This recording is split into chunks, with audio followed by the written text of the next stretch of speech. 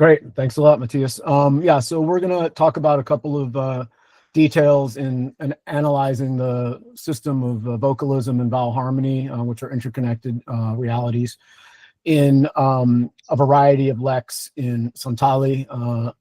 Specifically, we will talk about the phonetic properties of Santali vocalism, and then we'll look at this Santali vowel system in 4 locations across 4 different states of India where Santali is spoken.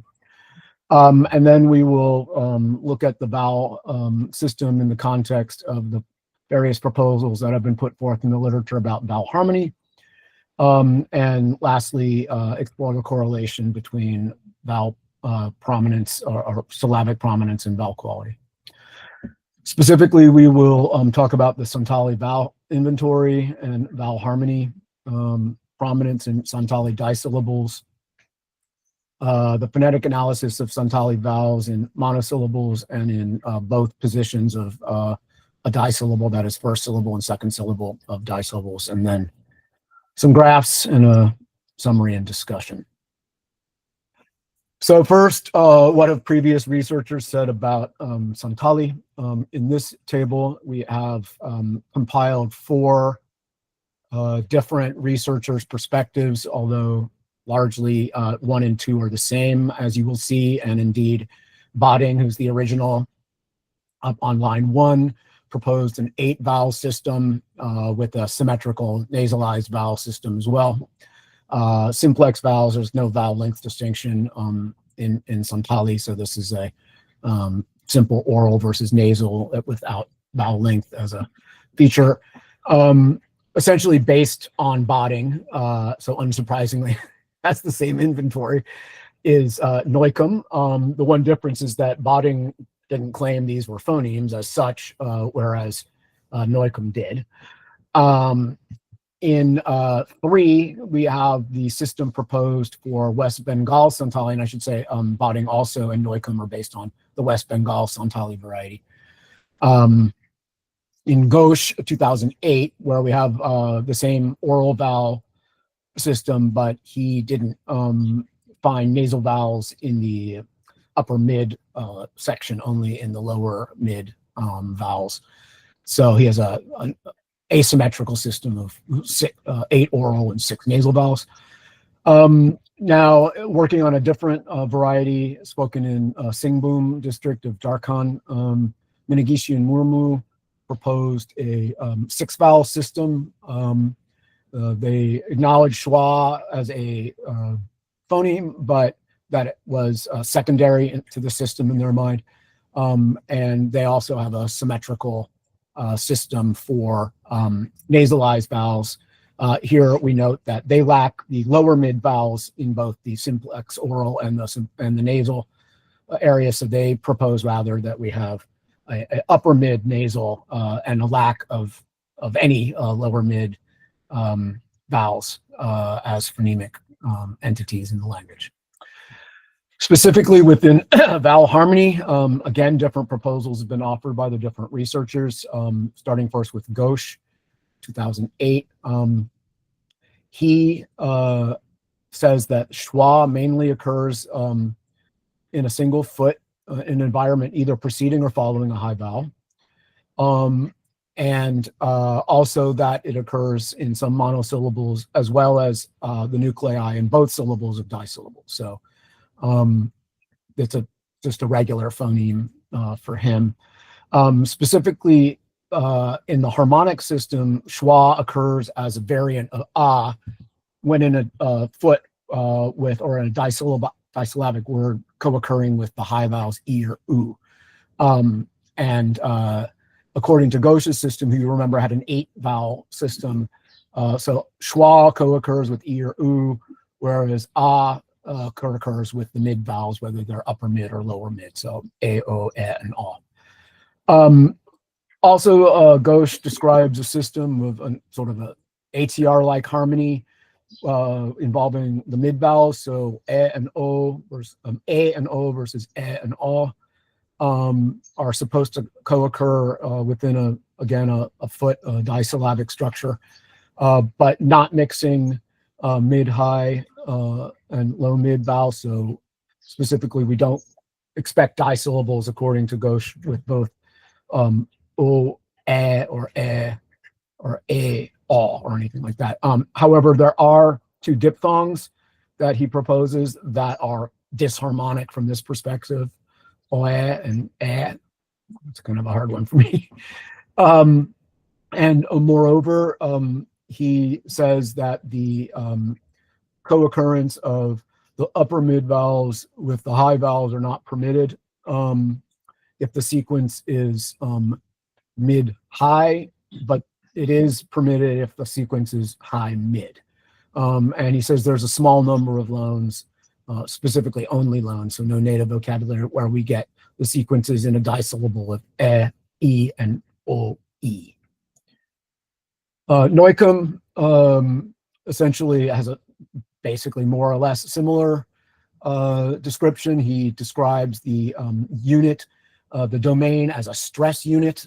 Again, it's a disyllabic foot, which he calls a stress unit. And likewise found that schwa co-occurs with the high vowels and ah with the mid vowels. So he also noted that the high vowels and mid vowels of the same frontness feature don't normally co-occur, so we don't typically find words, disyllabic words, with e co-occurring with a or e, or u co-occurring with o or a. And he also, like Ghosh, recognized a kind of ATR-like harmony within the mid-vowel system. Again, with the exceptions of a couple of diphthongs. He has one that's the same, the oe, but he has a separate diphthong here, ero, which is also disharmonic. In work that Luke and I have done previously, we found the foot to be the domain of this harmony. And as Ghosh mentioned, this is progressive or regressive. So whether or not an underlying, say, ah might occur in either the first or second syllable, if there's a high vowel in the opposite syllable, it will harmonize to schwa, so in both directions. And thus what we're looking at is essentially vowel height as the harmonizing feature. And we also find ah co-occurring with mid vowels and co-occurring with high vowels. And again, we find high mid and low mid not co-occurring with diphthongs. And so essentially all of those statements were based on our interpretation of the data found in Bodding and Ghosh. However, we also have found, based on our own field work, that vowel harmony can vary geographically, which is not described in the previous literature.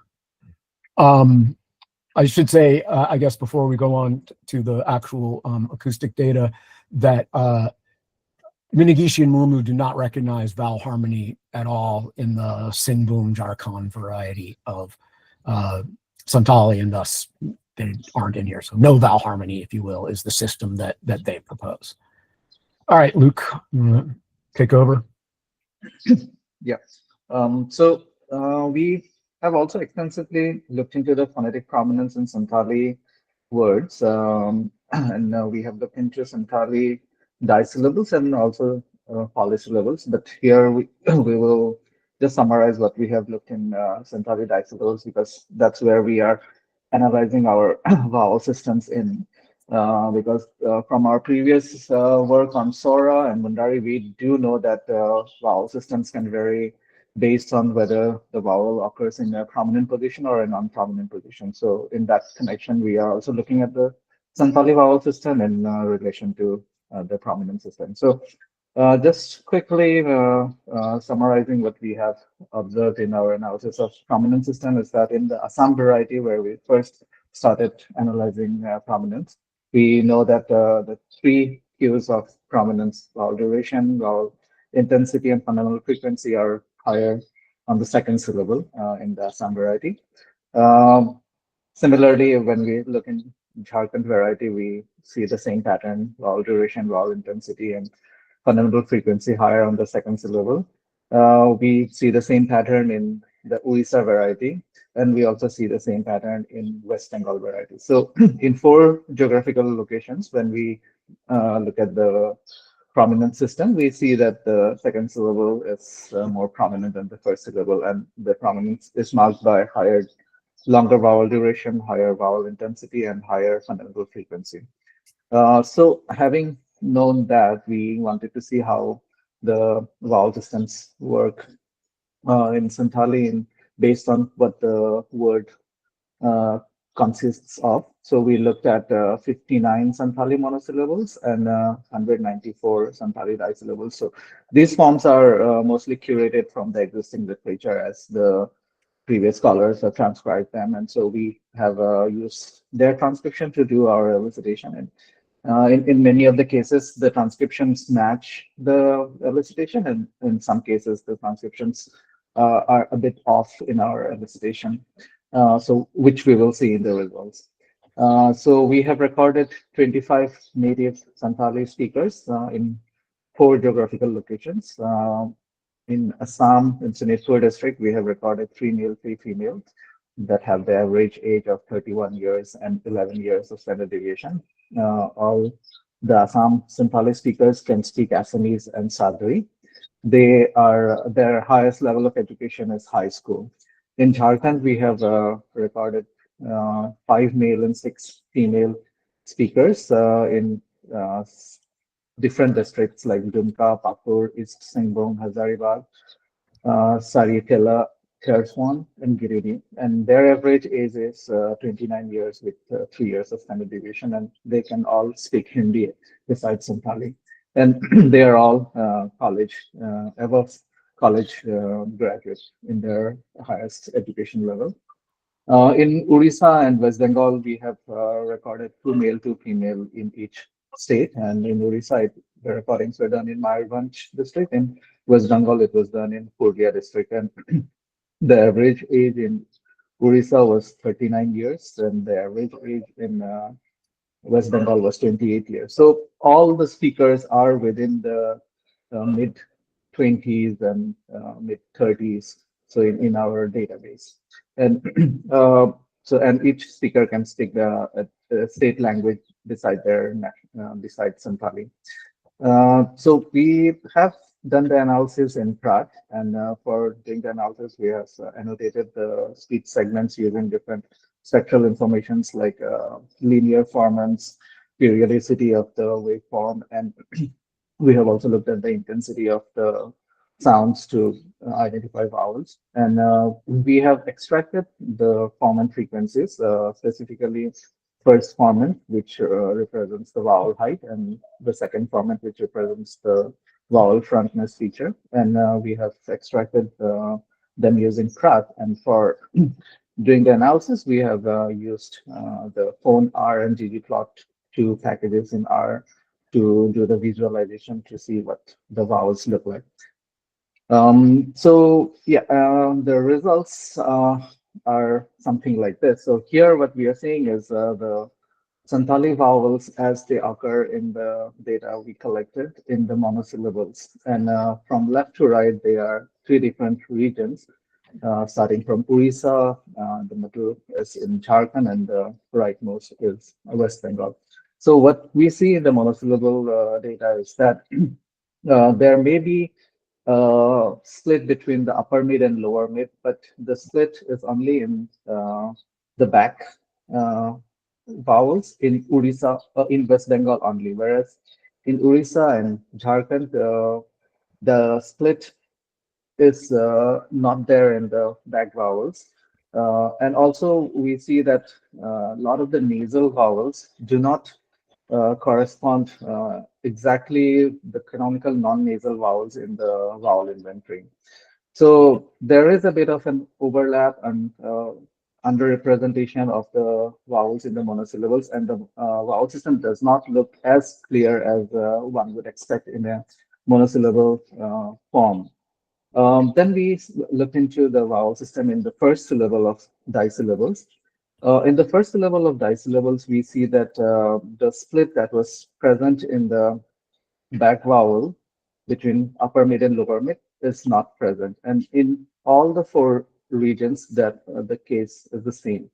But in the front, upper mid and lower mid, we see that there may be a split between the upper mid and lower mid. And this is particularly the case if we are looking at data from Odisha and Jharkhand, whereas the data from West Bengal and Assam don't have a very systematic differentiation between upper mid and lower mid in the front. Whereas in the back, there is absolutely no difference in any of the four varieties. When we look at the vowels in the second syllable, the vowels in the second syllable give us a bit more clearer picture of how the vowel system is actually in Santali. And we see that there are no obvious splits between upper mid and lower mid, either in the front or in the back. And in case of Assam data that we have recorded, it looks like the vowel system has become a 5-vowel system instead of what other researchers have been claiming about 8 or 6 vowel system. So just to summarize, like each of the syllable positions, what do we see? So in monosyllable data, what we are seeing is that I forgot to mention that in monosyllable data, what we are seeing is there is a mid-central vowel schwa occurring, which was mainly found in the Santali variety of Jharkhand. And in monosyllable data, there is a split between high mid and low mid, but only one pair has the split, which in case of the West Bengal variety is in the back, whereas in case of the Jharkhand variety is in the front. Jharkhand and Odisha variety in the front. Then to summarize the vowel system in the first syllable of disyllables, what we see is that the mid-central vowel does occur in the first syllable of disyllables. And while the split between high mid and low mid is present in the front vowels, it is not present at all in the back vowels. So a much more clearer vowel system is rather seen in the second syllable of the disyllables, which is also the prominent syllable, where we see that there is an evidence of a 5-vowel system emerging in Santali, which we see that in case of Assam has already happened, whereas in case of Odisha, Jharkhand, and West Bengal are still in the process of restructuring to either become a 5-vowel system or preserve some of the distinctions in the upper mid and the lower mid in front and back. This is again a graphical representation of all the vowel tokens that we had in monosyllables and disyllables all clubbed together. So here you can see again that the mid-central vowel schwa does occur in the central position. And if we look at the clusters, there are 5 clusters in the peripheral area, whereas there is just one central vowel, which also has a big area of variation. So taking these results into consideration, I think Greg can summarize the discussion.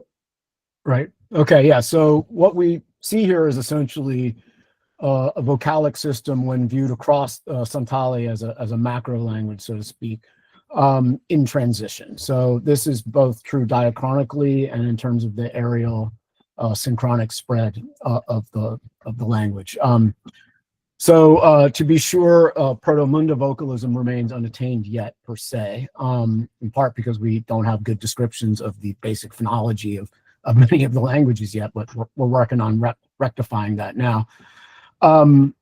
But pretty much always when you compare within and across subgroups of Munda, the earlier systems look like they probably had larger inventories than might be attested synchronically. And certainly if you go back into Proto-Austroasiatic, we know at some point they had a larger vocalic inventory. And in such a light, perhaps we could say that monosyllables might preserve more quality contrast than do disyllables. And in monosyllables specifically, there seems to be evidence for a phonemic schwa, as well as at least one pair of a low mid, high mid contrast, whether that's in the front vowels as in Odisha and Jharkhand, or in back vowels as in West Bengal. As we mentioned at the beginning of the presentation, Santali is a second syllable prominent language with disyllables, and unsurprisingly in such a context, the first syllable in such disyllabic structures shows significant overlap in their realizations of these non-prominent vowels. So the non-prominent vowels are all over the place. However, in the second syllable of the disyllables, that is the prominent syllable, we look like we're converging ultimately on what will probably end up in a 5-vowel system. And this system has already been reached in the peripheral Assam lect. More importantly, perhaps, is that no variety suggests that the o-ah distinction is phonemic in the prominent syllable position, and only Jharkhand and West Bengal, which is sort of the core central area, suggests that a might remain contrasted in such a context. In terms of vowel harmony, we do definitely see schwa alternations in disyllables, and so we could only get the ATR-like harmony possibly with the front series, given that the back series doesn't have any evidence that it exists in the prominent syllable. However, with the more robust pattern, which is the variation in the same foot, again, this is largely attested in West Bengal and in Jharkhand, but thus that suggests that schwa is allophonic only outside of monosyllables, but is phonemic in monosyllables. And thus we look like what we're again converging on is the system we find in Assam, which is the 5-vowel system and no vowel harmony.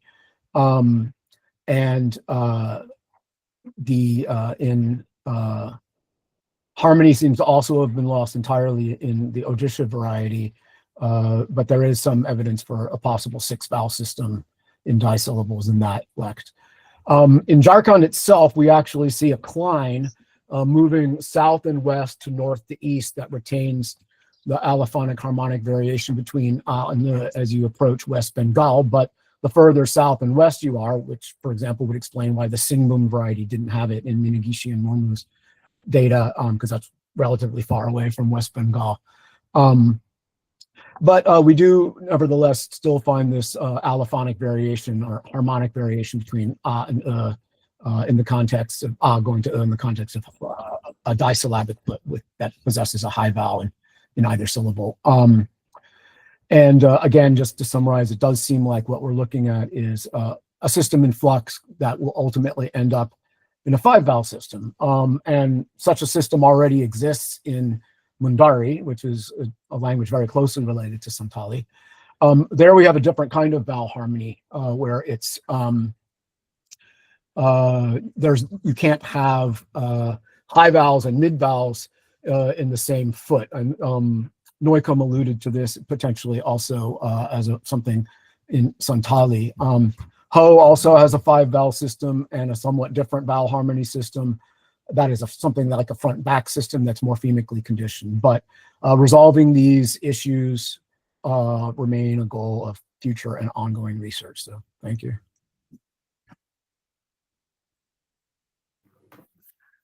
Thank you very much, Greg and Luke, for this presentation. Very interesting. And we have 6-7 minutes for questions. 2 of them are already in the chat. Luke, Greg, you can see the questions. Yeah. Daniel asks, does the expressive lexicon follow the same rules or tendencies? Well, we have looked at expressives, certainly. They don't seem to be necessarily different in these in this specific domain. Again, so like, for example, you can have ones that have schwa versus not, depending on whether it's a West Bengal or an Odisha variety, for example, or Assam. They wouldn't, we don't have schwa attested at all. So that system is if you take the where the lect is from and you map what we just said, it does seem to somewhat correlate, but we haven't systematically examined the expressives yet fully. So I don't really want to, mislead you in saying absolutely yes or absolutely no, but that's what it feels like it will be, is that it will be fairly, there are, in that sense, I guess expressives are normal phonological entities in this, insofar as they're normalized to the vocalism that we've been finding typical of those particular regional leks.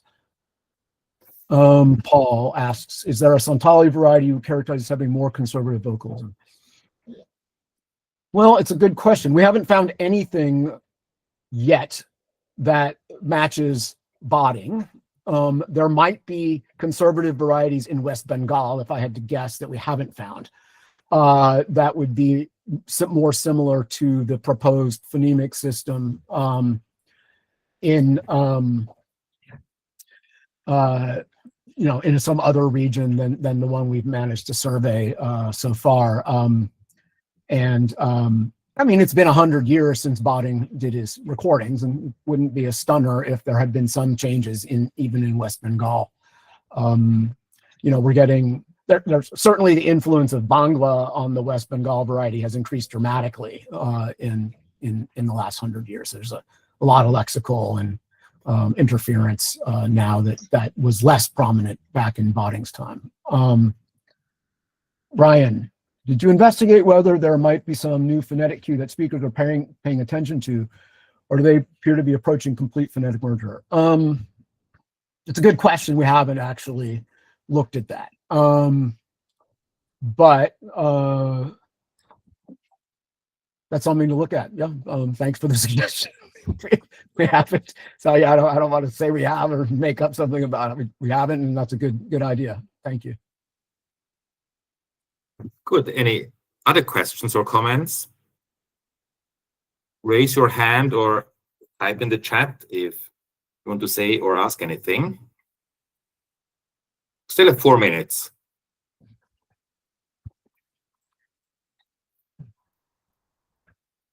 Doesn't seem to be the case at the moment. Looks like you convinced everyone. No open questions left. So thanks again, Luke and Greg, for this presentation and for the great research you're doing there. Thank you.